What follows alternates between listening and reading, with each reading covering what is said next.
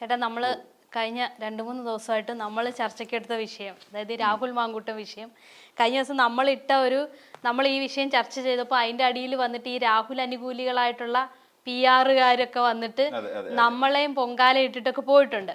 സന്തോഷം, സന്തോഷം. കമന്റുകളൊക്കെ നമ്മൾ സ്വീകരിച്ചു, സന്തോഷമുള്ളൂ, പ്രതികരിച്ചല്ലോ, സന്തോഷമുള്ളൂ.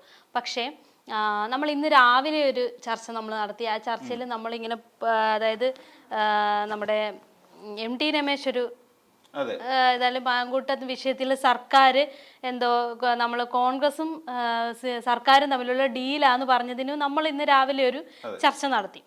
ഇപ്പൊ എന്തായാലും എല്ലാ കാര്യങ്ങൾക്കും ഒരു ഏകദേശം ഒരു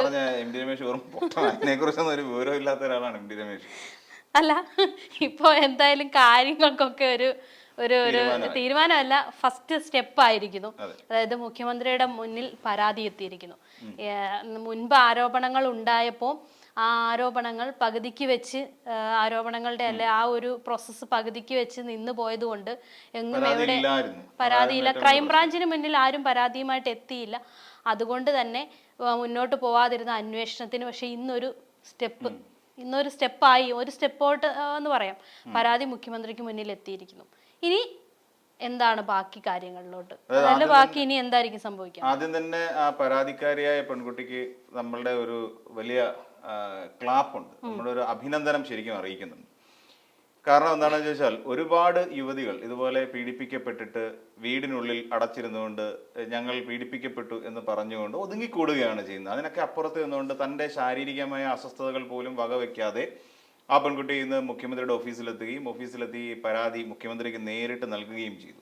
ഒരുപക്ഷെ അതികഠിനമായ രീതിയിൽ അവരുടെ ശരീരത്തിന് യോജിക്കാതെ ഈ തരത്തിൽ നിർബന്ധിത ഗർഭഛിദ്രം നടത്തിയതുകൊണ്ടാകാം തീർത്തും അവശയായ ഒരു നിലയിലാണ് ആ പെൺകുട്ടി മുഖ്യമന്ത്രിയുടെ ഓഫീസിലേക്ക് എത്തുന്നത്.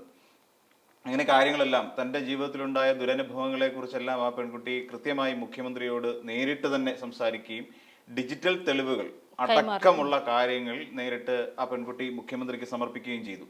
സമർപ്പിച്ചു എന്നതിനപ്പുറത്തേക്ക് തിരിച്ചിറങ്ങുന്ന സമയത്ത് ആ കുട്ടിക്ക് ഒരു അബദ്ധം പറ്റി. അബദ്ധം എന്ന് വെച്ച് കഴിഞ്ഞാൽ തീർത്തും ക്ഷീണിതയാണ് എന്ന് സൂചിപ്പിച്ചല്ലോ. ആ പെൺകുട്ടി കുഴഞ്ഞു വീണു.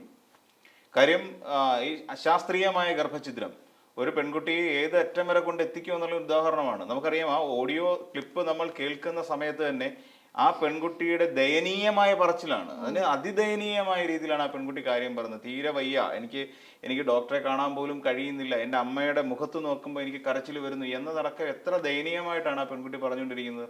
അപ്പോഴും ആ ഗർഭഛിദ്രത്തിന് ഒരൊട്ടും മനസ്സ് എന്ന് വെച്ചാൽ അതിക്രൂരമായ മനസ്സോടുകൂടി ആ പെൺകുട്ടിയെ വീണ്ടും വീണ്ടും ഗർഭഛിദ്രത്തിന് പ്രേരിപ്പിക്കുന്ന ഒരു MLA ആണ് കാണുന്നത്. ഒരു MLA എന്ന് തന്നെ പറയേണ്ടി വരും. ഒരു ജനപ്രതിനിധി, പാലക്കാട്ടുള്ള ഒരു വിഭാഗം ആളുകളുടെ, സ്ത്രീകളടക്കമുള്ള പെൺകുട്ടികളുള്ള അമ്മമാരുടെ നിരവധി പേരുടെ വോട്ട് നേടിക്കൊണ്ടാണ് ഈ രാഹുൽ മാങ്കൂട്ടത്തിൽ എന്ന് പറയുന്ന ഒരാൾ MLA പദവിയിലിരിക്കുന്നതെന്ന്. അപ്പോൾ ആ ഒരു അത്രയും ക്രൂരതയും കഷ്ടതയും അനുഭവിച്ച ആ പെൺകുട്ടി കുഴഞ്ഞു വീഴുകയാണ് ഉണ്ടായത്. കുഴഞ്ഞു വീണ് പിന്നീട് ഇനിയിപ്പം നടക്കാൻ പോകുന്ന ഇപ്പം അവിടെ വെങ്കടേഷ് അവിടെ എത്തിയിട്ടുണ്ട്. ADGP വെങ്കടേഷ് അവിടെ മുഖ്യമന്ത്രിയുടെ ഓഫീസിൽ എത്തിക്കഴിഞ്ഞിരുന്നു. അദ്ദേഹം ചർച്ച നടത്തുന്നുണ്ട്. ഇനിയും ഈ പരാതി നേരെ ADGPക്ക് കൈമാറുന്നുണ്ട്. ADGP ഈ പരാതി തന്നെ അന്വേഷണ ഉദ്യോഗസ്ഥർക്ക് കൈമാറും. അതോടൊപ്പം തന്നെ ഒരു സ്ത്രീയുടെ കേസായതുകൊണ്ട് തന്നെ വനിതാ ഉദ്യോഗസ്ഥയെ കൂടെ ഇതിനകത്തേക്ക് ഉൾപ്പെടുത്തിക്കൊണ്ട് അന്വേഷണ സംഘം വിപുലീകരിക്കുകയും തുടർന്ന് അന്വേഷണം നടത്തുകയും ചെയ്യും എന്നുള്ളതാണ് ഇനി വരാൻ പോകുന്ന യൂഷ്വൽ പ്രൊസീജിയർ. അങ്ങനെ ഇതുമായി ബന്ധപ്പെട്ടിട്ട് ഏതൊക്കെ നിയമ നടപടികൾ സ്വീകരിക്കാൻ കഴിയും എന്നതിനെക്കുറിച്ചുള്ള നിയമോപദേശവും സർക്കാർ അല്ലെങ്കിൽ പോലീസ് ആഭ്യന്തര വകുപ്പ് തേടാനുള്ള സാധ്യതയുണ്ട്. അങ്ങനെ വളരെ വേഗത്തിൽ അറസ്റ്റിലേക്ക് എത്തിപ്പെടുക എന്നുള്ളതാണ് ഇതിനകത്തിലെ സർക്കാർ ഉദ്ദേശിക്കുന്ന ഒരു പ്രധാനപ്പെട്ട ഒരു കാര്യം. തന്നെയല്ല, മുഖ്യമന്ത്രി എടോ വിജയ എന്നിവർക്ക് വിളിച്ച് സംസാരിക്കുന്ന ധാർഷ്ട്യക്കാരനായ ഒരു നേതാവാണല്ലോ രാഹുൽ മാങ്കൂട്ടത്തിൽ. ഈ പറയുന്ന അവരുടെ നേതാക്കന്മാർ പോലും, രാഹുൽ മാങ്കൂട്ടത്തിലെ മുതിർന്ന നേതാക്കന്മാരായിട്ടുള്ള രമേശ് ചെന്നിത്തല ആവട്ടെ, VD സതീശനാവട്ടെ, അടൂർ പ്രകാശ് ആയിക്കോട്ടെ, ഈ പറയുന്ന വിവരമില്ലാത്ത സണ്ണി ജോസഫ് ആയിക്കോട്ടെ, അങ്ങനെ ആരും ആയിക്കോട്ടെ, K മുരളീധരൻ ആയിക്കോട്ടെ, അവരാരും തന്നെ എടോ വിജയ എന്നുള്ള ഇന്ന് ഇതുവരെയായിട്ട്, അതാണ് രാഷ്ട്രീയ മര്യാദ എന്ന് പറയുന്ന ഒരു കാര്യമുണ്ട്. എടോ വിജയ എന്ന് വിളിച്ച് ആരും സംസാരിച്ചിട്ടില്ല ഇന്നേ വരെ ഒരു നേതാക്കന്മാരും. ഈ പറയുന്ന K സുധാകരനാണ് നേർക്ക് നേരുള്ള തണ്ടി. പിണറായി വിജയന് പറ്റിയ ഒരു തണ്ടി എന്ന് പറഞ്ഞാൽ K സുധാകരനാണ്. ആ K സുധാകരൻ പോലും ആ ഒരു ഭാഷ ഉപയോഗിച്ചിട്ടില്ല. ഇത്രയും പ്രായത്തെ എങ്കിലും മാനിച്ചുകൊണ്ട് സംസാരിക്കേണ്ട ഒരിടത്ത് രാഷ്ട്രീയ മര്യാദ കാണിക്കാതെ അതിനെ വ്യക്തിവിരോധമായി കണ്ടുകൊണ്ട് ഒരു മുഖ്യമന്ത്രിയെക്കുറിച്ച് പരാമർശിക്കുമ്പോൾ എടോ വിജയ എന്ന് വിളിച്ച് സംസാരിക്കുന്ന ധാർഷ്ട്യം കലർന്ന ഒരാൾക്ക് തീർച്ചയായിട്ടും നിയമം അനുശാസിക്കുന്ന ശിക്ഷ ലഭിക്കേണ്ടതാണ്. അപ്പോൾ അതുകൊണ്ട് തന്നെ മുഖ്യമന്ത്രി അടക്കമുള്ള ആളുകൾ ഇത് അല്ലെങ്കിൽ മുഖ്യമന്ത്രിക്ക് ഒരു സ്പെഷ്യൽ ഇൻട്രസ്റ്റ് ഉണ്ട്. കാര്യം ഈ നേരത്തെയും പരാതി ഉയർന്നു വന്ന സാഹചര്യത്തിൽ പരാതികളുടെ അഭാവം കാരണം വെല്ലുവിളിച്ചുകൊണ്ട് നടക്കുകയാണ്. എവിടെ പരാതി? പരാതി എപ്പോഴും ഇപ്പൊ മുന്നേ ആദ്യ ആരോപണം ഉണ്ടായ സമയത്തും പിന്നീട് വന്നപ്പോഴും ഇവര് ഈ ഇപ്പൊ ഞാൻ പറയാം, ഇപ്പൊ നമ്മുടെ കമന്റ് ബോക്സിലായാലും ശരി, ഈ വിഷയമായിട്ട് ബന്ധപ്പെട്ട് എവിടെ വരുന്ന എന്ത് ന്യൂസിനടിയിലും വരുന്ന കമന്റ് ബോക്സുകളിലൊക്കെ എവിടെ പരാതി? നിങ്ങൾ ഈ പറയുന്നു, നിങ്ങൾ അങ്ങനെ ഉണ്ടായി പറയുന്നു, ഇങ്ങനെ ഉണ്ടായി പറയുന്നു, പക്ഷെ പരാതികളൊന്നുമില്ല. എവിടെ പരാതി? പരാതിക്കാരെവിടെ എന്നുള്ളൊരു ചോദ്യമായിരുന്നു. അതിന് എന്തായാലും ഫുൾ സ്റ്റോപ്പ് ഇട്ടു. അതെ, ആ ഒരു ചോദ്യം ഇനി വേണ്ടല്ലോ. പരാതി വളരെ ക്ലിയർ ആയിട്ട് കിടക്കുകയല്ലേ. ഇനിയെല്ലാം നടപടി ഉണ്ടാവേണ്ടത്. ഈ രാഹുൽ മാങ്കൂട്ടത്തിൽ കഴിഞ്ഞ ദിവസം മാധ്യമങ്ങളെ അഭിമുഖീകരിക്കുന്ന സമയത്ത് ചോദിച്ചിരുന്നു, വെല്ലുവിളിച്ചുകൊണ്ടാണ് ചോദിച്ചത്. അപ്പോൾ ഒരു മാധ്യമപ്രവർത്തകൻ ചോദിച്ചു, നിങ്ങളുടെ ശബ്ദമാണോ ഇത് എന്ന് ചോദിച്ചപ്പം വളരെ ധാർഷ്ട്യത്തോടെ ധിക്കാരത്തോടു കൂടി പറഞ്ഞ മറുപടിയുണ്ട്. നിങ്ങൾ ഇത് സംപ്രേഷണം ചെയ്തതിന് ശേഷം ഇത് രാഹുൽ മാങ്കൂട്ടത്തിന്റെ ശബ്ദമാണ്, രാഹുൽ മാങ്കൂട്ടം സംസാരിച്ചതെന്ന് പറഞ്ഞതിന് ശേഷം എന്നോട് ഈ ചോദ്യം ചോദിക്കുന്നതിൽ അർത്ഥമുണ്ടോ എന്ന് മാധ്യമപ്രവർത്തകരോട് ധാർഷ്ട്യം കലർന്ന രീതിയിൽ ചോദിക്കുന്നുണ്ട്. പിന്നെ ആളെ കാണാനില്ല, ആള് മുങ്ങി. പിന്നെ ഡിപ്രഷനിലേക്ക് പോകും മിക്കവാറും. ഇനിയിപ്പോ പാരസിറ്റാമോൾ സിട്രസിനും ഒക്കെ കഴിച്ച് പഴയ പോലെ വീടിനുള്ളിൽ കഴിഞ്ഞുകൂടേണ്ടി വരും. ഇദ്ദേഹത്തെ ന്യായീകരിക്കാനായിട്ട് ഒരു പറ്റം അങ്ങനെ തന്നെ പറയണം, ഒരു പറ്റം ആളുകളാണ് ഇറങ്ങി തിരിച്ചിരുന്നത് രാഹുൽ മാങ്കൂട്ടത്തിൽ ന്യായീകരിക്കാൻ വേണ്ടി. എന്തിനേറെ പറയാം, ഞാനൊരു രാഹുൽ ഈശ്വർ എന്ന് പറയുന്ന ഒരാൾ തന്നെ ഇപ്പം ആദ്യം RSS ആയിരുന്നു, ഇപ്പൊ വലതുപക്ഷ നിരീക്ഷകൻ എന്നുള്ള നിലയിലേക്ക് രാഹുൽ ഈശ്വർ ട്രാൻസ്ഫോർമേഷൻ ഒക്കെ നടത്തി. നല്ല കാര്യം. അതുവരെ ഉണ്ടായിരുന്ന ആ ഒരു ഇപ്പോഴും ഇന്ത്യയോട് പ്രണയമൊക്കെ ഉണ്ട്, അല്ലെ സ്നേഹമുണ്ട്, ബഹുമാനമുണ്ട്, അതൊക്കെ ശരിയാണ്. അതേ രാഹുൽ ഈശ്വർ ഇപ്പം മിണ്ടാട്ടില്ല. രാഹുൽ ഈശ്വർ കഴിഞ്ഞ ദിവസം വന്നിട്ട് ആദ്യം പറഞ്ഞ എടോ നീ ഇങ്ങനെ ഇരിക്കരുത്, നീ പുറത്തേക്ക് ഇറങ്ങൂ എന്ന് പറഞ്ഞുകൊണ്ട് വന്ന ഒരാളായിരുന്നു രാഹുൽ ഈശ്വർ. പിന്നെ കഴിഞ്ഞ ദിവസവും ഈ പരാതി ഉയർന്നു വന്ന സമയത്ത് ന്യായീകരിച്ചുകൊണ്ട് രംഗത്തേക്ക് എത്തിയ ഒരാളാണ് രാഹുൽ ഈശ്വർ. ഈ രാഹുൽ ഈശ്വർ എന്ന് പറഞ്ഞ ഈ അക്മ എന്ന് പറയുന്ന സംഘടനയുണ്ട്, ഓൾ കേരള മെൻസ് അസോസിയേഷൻ എന്ന് പറയുന്ന ഒരു സംഘടന. എനിക്ക് തോന്നുന്നു വട്ടിയൂർക്കാവ് കാണാണ്ട് അതിന്റെ ഒരു ആസ്ഥാനം എന്ന് പറയുന്നത്. അജിത് കുമാർ എന്ന് പറയുന്ന ഒരാളാണ് അതിന്റെ ഓൾ കേരള പ്രസിഡന്റ് ആയിട്ട് വരുന്നത്. അപ്പൊ ഈ സംഘടനയുടെയൊക്കെ ഇത് കാരണം ആണുങ്ങളെല്ലാം ഇവിടെ നിരന്തരം പീഡിപ്പിച്ചുകൊണ്ടിരിക്കുന്നു എന്നുള്ള ഒരു പരിവേഷം ഉണ്ടാക്കിയെടുത്തുകൊണ്ട് അതിനെ കൂടുതൽ ബൂസ്റ്റപ്പ് ചെയ്ത് നിന്നെ നശിപ്പിക്കാൻ വേണ്ടിയിട്ടാണ്, നീ ചെറിയ പ്രായമല്ലേ, നീ പുറത്തേക്ക് വരൂ എന്ന് പറഞ്ഞുകൊണ്ട് ആഹ്വാനം ചെയ്തുകൊണ്ടിരുന്ന രാഹുൽ ഈശ്വറിനെ കാണുന്നില്ല. ഇന്ന് ശരിക്കും പറഞ്ഞാൽ മാധ്യമങ്ങളിൽ വലിയ തോതിൽ ചർച്ച നടക്കുന്ന ഒരു ദിവസം കൂടിയാണ്. ഇതിന് BJPയുടെയും CPMന്റെയും ആവശ്യം എത്രയും വേഗം അറസ്റ്റ് ചെയ്യണമെന്നാണ്. പക്ഷെ ഇല്ലാത്തടത്ത് നിന്ന് എങ്ങനെ അറസ്റ്റ് ചെയ്യും? ആള് മുങ്ങി. MLA ഓഫീസ് വിരായിരികളെ MLA ഓഫീസ് പൂട്ടിയിട്ടിട്ട് ആള് വലിഞ്ഞു. എനിക്കൊന്ന് അയാളുടെ MLA ഓഫീസിലെ കണ്ണാടിയിലാന്ന് തോന്നുന്നു. അവിടുത്തെ MLA ഓഫീസും പൂട്ടിയിട്ട് ആള് വലിഞ്ഞു കഴിഞ്ഞു. പ്രചരണം എനിക്ക് നടക്കാൻ ശേഷിയുള്ള സമയത്ത്, എൻ്റെ കാലും കയ്യും ആടുന്ന സമയത്ത് ഞാൻ പ്രചരണ രംഗത്തുണ്ടാകും എന്ന് പറഞ്ഞിട്ട് പോയ ഒരാളാണ് രാഹുൽ മാങ്കൂട്ടം. ഇപ്പം വേറൊന്നും പറയാനില്ല, ആള് മുങ്ങി. രാഹുൽ മാങ്കൂട്ടം നമ്മൾ വേറെ 2-3 പേരെ കുറിച്ചുകൂടെ സംസാരിക്കണം. പുറകിൽ നിന്ന് ചുക്കാൻ പിടിച്ച് അല്ലെങ്കിൽ ഈ ചരട് വലിച്ചുകൊണ്ടിരുന്ന, അല്ലെ ഇപ്പൊ രാഹുൽ ഒരു പാവയാണെങ്കിൽ അതിന്റെ ചരട് നിയന്ത്രിച്ചുകൊണ്ടിരുന്ന ഷാഫി വിഷ്ണുനാഥും ഒക്കെ ഉണ്ട്. അപ്പൊ ഇവരുടെയൊക്കെ ഇനിയിപ്പോ ഉള്ള പ്രതികരണം എങ്ങനെയായിരിക്കും? വിഷ്ണുനാഥ് പരസ്യമായിട്ട് അത്രയും വന്നിട്ടില്ലെങ്കിൽ പോലും ഷാഫി പറമ്പിൽ ഇതിനെ ശക്തമായി. ഷാഫി പറമ്പിൽ ഇപ്പോഴും സംസാരിച്ച വളരെ ക്ഷുഭിതനായി സംസാരിക്കുന്ന പോലെയാണ് ഷാഫി പറമ്പിൽ സംസാരിച്ചത്. സംസാരിക്കാന്ന് വെച്ച് കഴിഞ്ഞാൽ ഇത് നിയമപരമായി ഞങ്ങൾ നേരിടും എന്നുള്ളതാണ്. നിയമപരം എന്ത് നേരിടാൻ? അല്ല നിയമപരമായിട്ട് എത്തിയല്ലോ, നിയമപരമായി തന്നെ കാര്യങ്ങളിലേക്ക് എത്തി. ഇനി നിയമപരമായി നേരിടാനേ പറ്റുള്ളൂ. ഇനി സത്യം പറഞ്ഞാൽ ഇനി സത്യസന്ധമായിട്ട് അവർ നേരിടുക.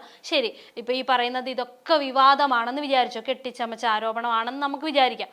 അപ്പോഴും അവരുടെ ഭാഗം ക്ലിയർ ചെയ്യാനും അന്വേഷണം വേണമല്ലോ. അല്ലാതെ ഇങ്ങനെ ഈ പറയുന്ന ഒളിച്ചിരുന്നിട്ടോ മാധ്യമങ്ങൾക്ക് നേരെ ചാടിയിട്ടോ കുറെ PR വർക്കുകളെ കുറിച്ച് മാധ്യമങ്ങളോട് പറയരുത്, ഇല്ലേ? എന്താണ് PR വർക്ക് നല്ലപോലെ അറിയാവുന്നവരാ നമ്മളെല്ലാവരും, എന്താണ് PR വർക്ക് എന്ന്. അപ്പൊ ഈ പറയുന്ന PR വർക്കും ഈ പറയുന്ന കമന്റോളികളും ഒന്നും വിചാരിച്ചു കഴിഞ്ഞാൽ ഒന്നും എങ്ങും എത്തൂല. അപ്പൊ അന്വേഷണത്തെ നേരിടുക, സത്യം എന്തുവാണെന്ന് പുറത്തു കൊണ്ടുവരിക. തെറ്റ് ചെയ്തിട്ടുണ്ടെങ്കിൽ ശിക്ഷിക്കപ്പെടുക തന്നെ വേണം. തെറ്റ് ചെയ്തിട്ടില്ലെങ്കിൽ തെറ്റ് ചെയ്തിട്ടില്ല, ഇങ്ങനെ ഇതൊന്നും എന്റെ ശബ്ദമല്ല. ഇടയ്ക്ക് പറഞ്ഞിരുന്നു ഇതൊക്കെ ഈ വന്ന കാലത്ത് ഈ ശബ്ദമൊക്കെ ഉണ്ടാക്കാനാണോ പാട്. അടൂർ പ്രകാശ് എന്ന് പറഞ്ഞ ഭൂലോക തോൽവി അവിടെ നിന്നുകൊണ്ട് പറയുകയും ചെയ്തു, ഈ കാലത്ത് ഇതൊക്കെ നിങ്ങൾ വിശ്വസിക്കുന്നു എന്ന് മാധ്യമപ്രവർത്തകരോട് ചോദിച്ചാൽ. കഴിഞ്ഞ ദിവസം K മുരളീധരൻ പറഞ്ഞ ആത്മാർത്ഥത ഉണ്ടെങ്കിൽ പ്രവർത്തിച്ച് കാണിക്കട്ടെന്നേ. K മുരളീധരൻ കഴിഞ്ഞ ദിവസം എന്താ പറഞ്ഞേ? പരാതി ഉണ്ടായാൽ ആ യുവതിക്കൊപ്പം ഞങ്ങൾ ഉണ്ടാകും എന്ന് പറഞ്ഞ K മുരളീധരൻ പിന്നെ രംഗത്തേക്ക് വരട്ടെ. ഇയാൾക്കെതിരെ നടപടി എടുക്കണമെന്ന് ശക്തമായി പാർട്ടിയിൽ ആവശ്യപ്പെടട്ടെ. കെ മുരളീധരൻ പക്ഷേ തന്റെ ഉണ്ടോ? ഇപ്പം ഈ ഒരു ഓഡിയോ പുറത്തു വന്നതിന് ശേഷം നേതാക്കളൊക്കെ തിരിഞ്ഞു എന്ന് തോന്നുന്നു. അതിനി തദ്ദേശ തെരഞ്ഞെടുപ്പിലെ കണ്ടോണ്ടാണോ ഇനിയും താങ്ങിക്കൊണ്ട് നടക്കുന്നുണ്ട്. ഇതൊക്കെ പാർട്ടിക്ക് ഒരു പ്രതിച്ഛായ മങ്ങൽ കേൾക്കത്തില്ലെന്ന് ഇപ്പൊ അടൂർ പ്രകാശ് പറഞ്ഞു കഴിഞ്ഞതേ ഉള്ളൂ. അതെ, എനിക്ക് തോന്നുന്നു ഇപ്പൊ ഈ പറയുന്ന കുറച്ച് നേതാക്കള് ഇപ്പൊ രമേശ് ചെന്നിത്തല ഒക്കെ ഇതിനെ ഒന്ന് എതിർത്തിരുന്നല്ലോ. ഇപ്പൊ 2 ദിവസം നിലവിൽ അവരുടെ സ്റ്റാൻഡ് എതിർത്ത് തന്നെയാണ്. പക്ഷെ എനിക്ക് തോന്നുന്നു അതിനി തെരഞ്ഞെടുപ്പ് മുന്നിൽ കണ്ടിട്ടുള്ള വെളുപ്പിക്കലിന് വേണ്ടിയിട്ടാണോ എന്ന് അറിയത്തില്ല. അല്ല, സ്വയം വെളുപ്പിക്കലാണ്. അതല്ല, സ്വയം വെളുപ്പിക്കലാണ്. രാഹുൽ മാങ്കൂട്ടം തെറ്റുകാരനാണ് എന്ന് അറിയാവുന്ന ഒരുപാട് നേതാക്കന്മാരുണ്ട്. ഇപ്പം കൂടെ കൊണ്ട് നടക്കുന്ന നേതാക്കന്മാർക്ക് പലരും, ഈ ഷാഫി പറമ്പില്, സണ്ണി ജോസഫ് ആണെങ്കിലും, ഈ പറയുന്ന നമ്മുടെ സണ്ണി ജോസഫിന് വരെ പണി കിട്ടിയിട്ടുണ്ടെന്നേ. സണ്ണി ജോസഫിന് പണി കിട്ടിയിരിക്കുന്ന ഒരാളാണ് ഈ രാഹുൽ മാങ്കൂട്ടത്തിൽ കാരണം. സ്വന്തം കുടുംബത്ത് പണി കിട്ടിയിട്ടുണ്ടെന്നാണ് പറയപ്പെടുന്നത്. സണ്ണി ജോസഫിനുണ്ട്, TN പ്രതാപനുണ്ട്. ഇപ്പൊ സത്യം പറഞ്ഞാൽ ഈ അറസ്റ്റ്, രാഹുൽ മാങ്കൂട്ടത്തിനെ അറസ്റ്റ് ചെയ്തതിൽ ഏറ്റവും കൂടുതൽ സന്തോഷിക്കുന്ന കോൺഗ്രസ്സുകാരായിരിക്കും. കോൺഗ്രസ്സുകാര് ഈ പറയുന്ന പല പേരുടെയും പേരെടുത്ത് പറയാൻ കഴിയില്ല. നമ്മുടെ പ്രവർത്തകർ പലരെയും നമുക്ക് നേരിട്ട് അറിയാവുന്ന പ്രവർത്തകരായിരിക്കും ഏറ്റവും അധികം സന്തോഷിക്കുന്നത്. അവരുടെ കുടുംബമായിരിക്കും സന്തോഷിക്കുന്നത്. കാരണം എന്താണെന്ന് ചോദിച്ചാൽ 15 വയസ്സ് മുതൽ 60 വയസ്സ് വരെ റേഞ്ചിലുള്ള സ്ത്രീകളെയാണ് ഈ പറയുന്ന ഇയാളെ പീഡിപ്പിച്ചിട്ടുള്ളതായിട്ട് പറയുന്നത്, രാഹുൽ മാങ്കൂട്ടത്തിൽ.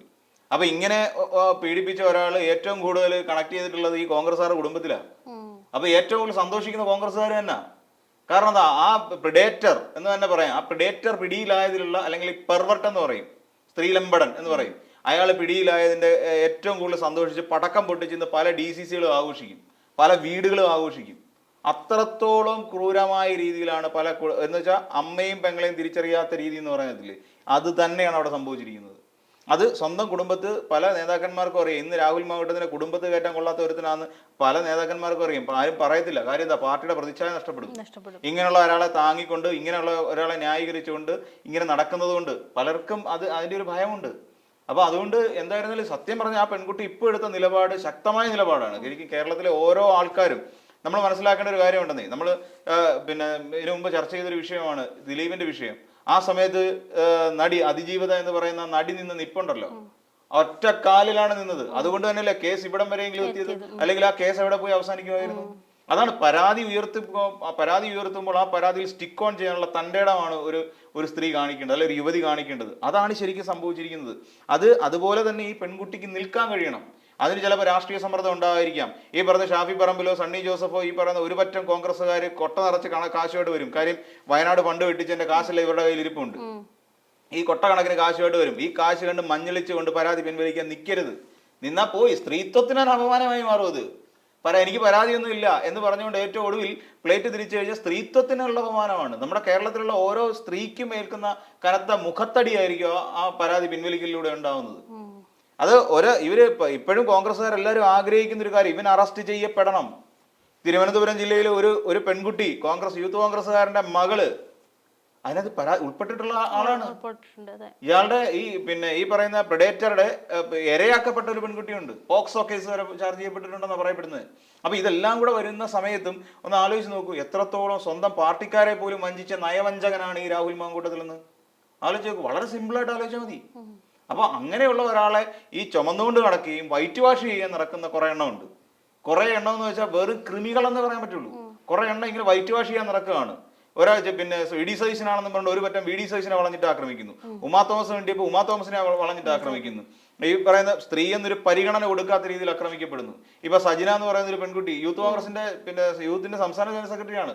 ആ പെൺകുട്ടിയെ അറ്റാക്ക് ചെയ്തുകൊണ്ടിരിക്കുന്നു. ആ പെൺകുട്ടിയൊക്കെ ഇപ്പൊ എത്രത്തോളം സന്തോഷിക്കുന്നുണ്ടെന്നറിയാവോ? അപ്പൊ അങ്ങനെ നിരവധി ആളുകൾ സന്തോഷിക്കുമ്പോഴും ഇങ്ങനെ വൈറ്റ് വാഷ് ചെയ്യാൻ ഇവര് ഈ പ്രധാന അല്ലെങ്കിൽ ഇവരുടെ പ്രധാന യുദ്ധക്കളമായിട്ട് ഇവർ ഉപയോഗിക്കുന്നത് സൈബർ ഇടമാണ്. ഇവരുടെ ശരിക്കും ഇവരെല്ലാം കൊണ്ടുവന്ന് അവിടെ അങ്ങ് ഛർദിക്കും. അവിടെ കൊണ്ടുവന്ന് വെച്ച് കഴിഞ്ഞാൽ ഒരു നാണമില്ല. അല്ലെങ്കിൽ എന്താണ് സംഭവം, എത്ര നാണം കേട്ട അവരുടെ പാർട്ടിക്ക് തന്നെ നാണക്കേടായ ഒരു സംഭവമാണ്. അപ്പം ഒന്നെങ്കിൽ മിണ്ടാതിരിക്കണം, അല്ലെങ്കിൽ കാര്യഗൗരവത്തോടെ സംസാരിക്കാൻ പഠിക്കണം. അത്രേ ഉള്ളൂ. ഇത് വന്ന് വൈറ്റ് വാഷ് ചെയ്യുന്ന ഇവരെയൊക്കെ കണ്ടു കഴിഞ്ഞാൽ ഏതാണ്ട് ഇവരുടെ കുടുംബത്തിലുള്ള ഒരാളാണ് ഈ രാഹുൽ മാങ്കൂട്ടത്തിൽ എന്ന് തോന്നുന്നു. അത്ര ഗംഭീരമായിട്ടാണ് സ്വന്തം കുടുംബത്തിലുള്ള ഒരാൾ ഇമാരി തോന്നിയാസം കാണിച്ച ഒരാൾ പോലും ന്യായീകരിക്കാൻ കാണത്തില്ല. അറിയോ, ഒരാൾ പോലും ന്യായീകരിക്കത്തില്ല. എന്നിട്ടാണ് ഈ സൈബർ ഇടങ്ങളിൽ വന്നിരിക്കുന്നത്. ഡിവൈഎഫ്ഐ സ്ട്രിക്റ്റ് ആയിട്ട് തീരുമാനിച്ചു കഴിഞ്ഞൊരു കാര്യമുണ്ട്, സൈബർ ഇടങ്ങളിൽ ഇങ്ങനെ ഈ രീതിയിൽ ഇതുമായി ബന്ധപ്പെട്ട് കമന്റ് ഇടുന്നവരെയും ആക്രമണം നടത്തുന്നവരെയും കറക്റ്റ് സൈബർ ഇടത്തിൽ തന്നെ നേരിടാൻ തീരുമാനിച്ചിട്ടുണ്ട്. ഇപ്പം CPM-ന്റെ സൈബർ ഇടം എന്ന് പറഞ്ഞാൽ അത്ര ചെറിയതല്ല. അതായത് CPM-ന്റെ ഒരു സൈബർ ലോകത്തെ അപേക്ഷിച്ച് നോക്കുമ്പോൾ, സൈബർ ഗ്രൂപ്പിനെ അപേക്ഷിച്ച് നോക്കുമ്പോൾ ഈ യൂത്ത് കോൺഗ്രസിന്റെ ആണെങ്കിൽ യൂത്ത് കോൺഗ്രസിന്റെ വളരെ ചെറുതാണ്. വളരെ ചെറുതെന്ന് വെച്ചാൽ തീരെ ചെറിയ ഒരു സ്പേസ് ആണ് ഇവരുടെ സൈബർ സ്പേസ് എന്ന് പറഞ്ഞാൽ. അതേസമയം ഡിവൈഎഫ്ഐയുടെ ആകട്ടെ CPM-ന്റെ ആകട്ടെ ഒരു വലിയ പട തന്നെയാണ് ഇതിന്റെ പിന്നിലുള്ളത്. അവരിറങ്ങി തിരിച്ചു കഴിഞ്ഞാൽ ഈ പറയുന്ന വെളുപ്പിക്കലിനായിട്ട് വരുന്ന ഈ കമന്റോളികളുണ്ടല്ലോ, ഇവരെയൊക്കെ നിഷ്പ്രഭരാക്കി മാറ്റാൻ കഴിയും. അത്ര അതിശക്തമായ രീതിയിൽ തന്നെ ഇതിനെ നേരിടാൻ തന്നെയാണ് ഡിവൈഎഫ്ഐ ഉദ്ദേശിച്ചിരിക്കുന്നത്. എന്തുതന്നെയാണെങ്കിലും ഈ രീതിയിൽ അന്വേഷണം മുന്നോട്ട് പോവുകയും ഈ പറയുന്ന ആൾക്ക് കൃത്യമായ ഒരു ശിക്ഷ ഇവിടെ നേടിയെടുത്ത് മാതൃകാപരമായ ശിക്ഷ ഈ രാഹുൽ മാങ്കൂട്ടത്തിന് ലഭിച്ചേ പറ്റൂ. അത് ആ പെൺകുട്ടിയോടെന്ന് മാത്രമല്ല, കേരളത്തിലെ കോൺഗ്രസ് പാർട്ടിയിലെ പെൺകുട്ടികളോട് ചെയ്യുന്ന ഏറ്റവും വലിയൊരു നീതിയായിരിക്കും എന്ന് എനിക്ക് തോന്നുന്നത്.